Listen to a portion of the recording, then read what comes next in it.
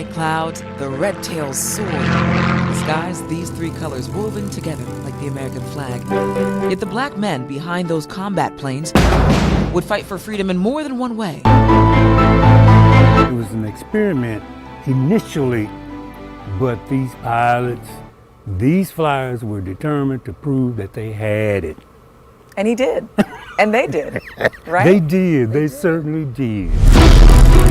The Tuskegee Airmen, an experiment, since the military did not allow African Americans to train as combat pilots or to serve alongside white soldiers. Brazil native Major Charles Hall left his college pre-med courses and eventually enrolled in a rigorous experiment for a black-only squadron. The Hoosier would become the first black Army fighter pilot to shoot down enemy aircraft, protecting hundreds of fellow soldiers throughout his career. I would see those fighter jets take off. They were 105, F-105s. I would think of my dad. Charles Hall Jr. now carries the Hoosier hero's legacy, having followed in his dad's footsteps, briefly serving in the Army. People understood that given the opportunity, the African American, male or female, could render service, learn, understand, and do the hard things in life just as well as anyone else. They were humble as well. You know, it wasn't I use the word Top Gun. This wasn't just a fluke. This wasn't just a one-time event. And because of that, they paved the way for many, many more minorities and females to begin to say, oh, if they could do this, I can do this. This was a mural that is in St. Louis. The Indiana Aviation Hall of Fame just inducted Major Hall, who later went on to work for the FAA after his service.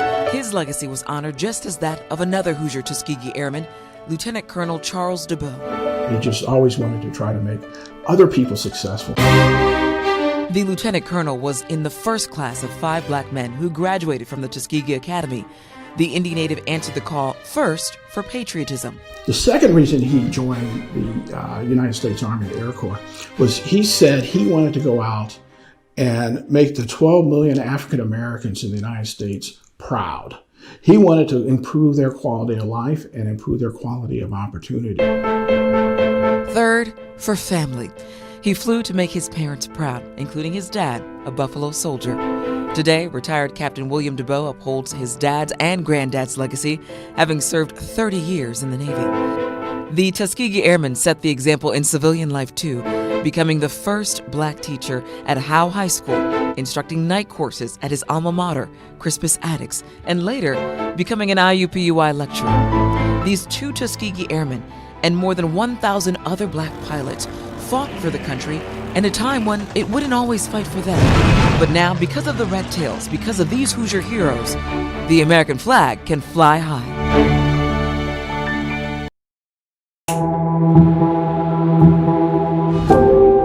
I just remember thinking, like, he's going to kill me. This is going to end with him killing me. In early January, London Jones, her baby, her parents, heard loud popping noises. Large orange flames filled their cars in their driveway in Marion County. The 27-year-old nurse only woke up in time to escape because her date called to let her know his Johnson County driveway was on fire too. Terrifying, because I feel like that's only a step underneath murder. Her ex-boyfriend and father of her baby, Elijah Hook, now faces arson charges in both counties, but no domestic violence charges are filed yet, and Jones says that's the problem. He was actually in South Carolina watching me through the camera. He was tracking my location through the Ford Pass app. He had access to my Gmail, so he had access to like whatever I was paying for. Jones watches back this video of the arson, seeing her fears ignite in real time. The new mom says after 3 explosive years together, the couple broke up, which led to financial manipulation, harassment, and stalking. Jones tells me it all peaked when Hook learned she was dating. There were red flags for me, like this isn't normal behavior. She reported it all, but as she soon learned, that wasn't always enough. The night that the fires happened, even the police officer who responded, he was actually the same police officer who came 2 nights previously to respond to the non-emergency call, and he immediately apologized. He said, "I'm sorry that there wasn't more that we could have done." Even after the arson, she found roadblocks in the justice system.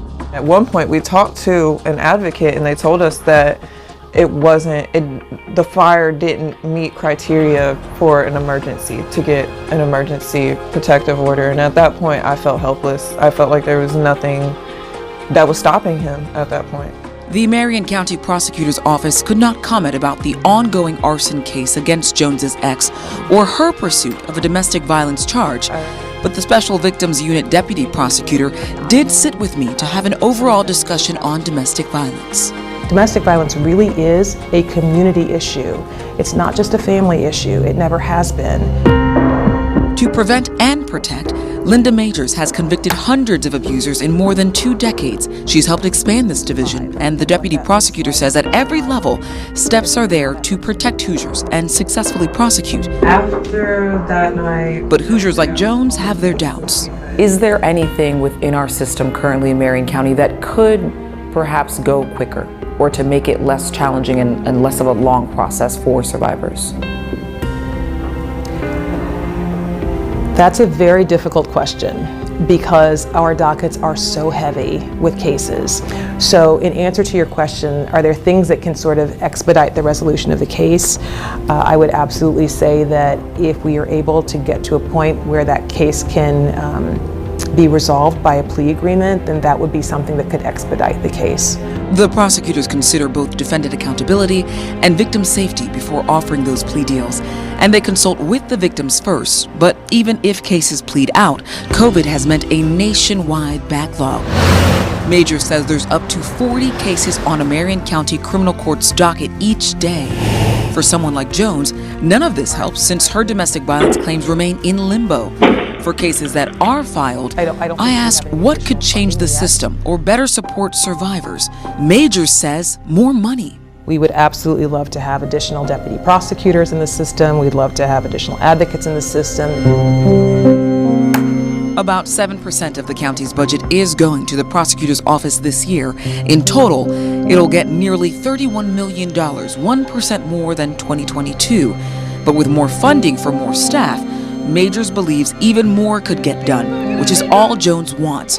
More chances to see past today and live for tomorrow. I just pray that, he sees the time that he justice is served, and that my daughter is safe. Hey, girl. From this point, I'm safe, my family's safe, and we never have to go through something like this again. The right to carry is written in ink, but the law decides if another piece of paper is required. And now that it's not, some things have changed in Indiana. One of the consequences is the number of accidental shootings. I think that is an issue that we can relate directly to this permitless carry. People can go out and buy weapons. They don't have the bureaucracy that existed before for getting the handgun license. And, they're not trained or know how to operate or clean the gun properly or safe handling. That's a big concern for us.